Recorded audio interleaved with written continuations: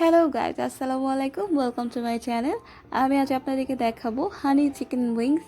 এটা খুবই ইজি একটা রেসিপি, আর বাচ্চারা এটা খেতে অসম্ভব পছন্দ করে। তো চলুন দেখে নেওয়া যাক এর পুরো রেসিপিটা। আমি এখানে নিয়েছি 1 চা চামচ করে আদা রসুন বাটা, কর্নফ্লাওয়ার লাগবে হাফ কাপ, গোলমরিচের গুঁড়ো আধা চা চামচ। এখন সব মশলাগুলো একে একে দিয়ে দিচ্ছি এখানে, আর সঙ্গে একটা ডিম ফেটে রেখেছিলাম সেটাও দিয়ে দিচ্ছি।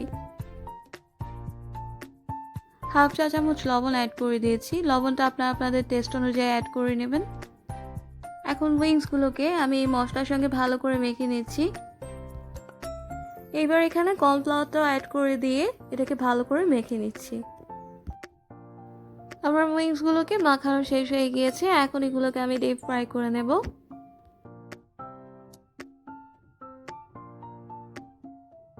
তিন মিনিট ভেজে নেওয়ার পর উল্টে অপর পাশটাকেও 3 মিনিটের জন্য ভেজে নিতে হবে। উইংসগুলোকে ক্রাঞ্চি রাখার জন্য আমি এগুলোকে 2 ধাপে ভেজে নিচ্ছি। এখন এগুলোকে আমি তুলে নিয়ে ঠান্ডা করে সেম ওয়েতে 6 মিনিটের জন্য ডিপ ফ্রাই করে নেব।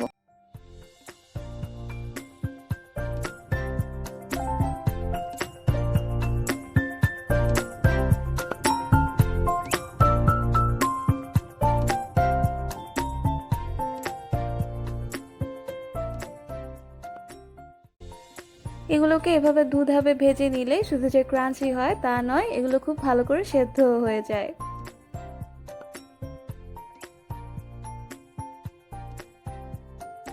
আমার উইংসগুলো ভাজা হয়ে গিয়েছে। এখন আমি এগুলোকে তুলে নিচ্ছি।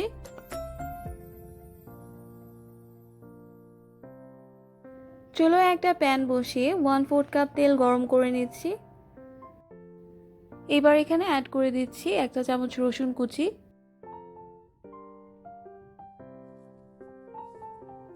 হালকা একটু ব্রাউন হয়ে এলেই আমি এখানে অ্যাড করে দিচ্ছি 1/3 কাপ টমেটো সস,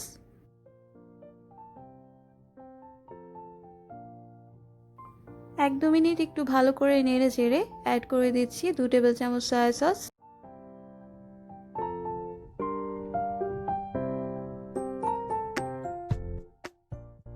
এখন দিয়ে দিচ্ছি 3 টেবিল চামচ মধু,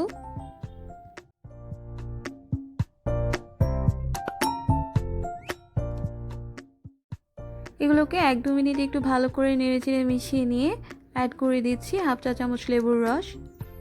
সসটা যখন এরকম ঠিক হয়ে গিয়েছে তখন আমি এখানে অ্যাড করে দিচ্ছি ফ্রাইড উইংসগুলো।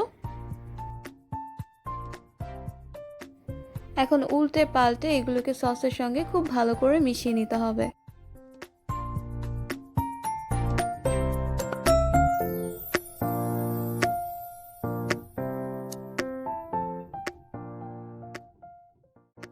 সস আর উইংসটা যখন এরকম স্টিকি পর্যায়ে চলে এসেছে তখন আমি এখানে অ্যাড করে দিচ্ছি 1 চা চামচ সেসame সিডস।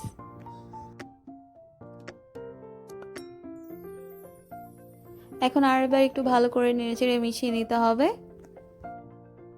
আমার হানি চিকেন উইংস রান্না হয়ে গিয়েছে। এখন আমি এগুলোকে একটা সার্ভিং ডিশে তুলে নেব। খুব অল্প সময়ের মধ্যে ইজিলি এই রেসিপিটা তৈরি হয়ে যায়। আপনারা বাসায় রেসিপিটা অবশ্যই ট্রাই করবেন, আশা করছি ভালো লাগবে। আর আমার রেসিপিগুলো যদি আপনাদের ভালো লাগে তাহলে আমার চ্যানেলটাকে সাবস্ক্রাইব করবেন অ্যান্ড ভিডিওগুলোতে লাইক দিতে ভুলবেন না। আল্লাহ হাফেজ।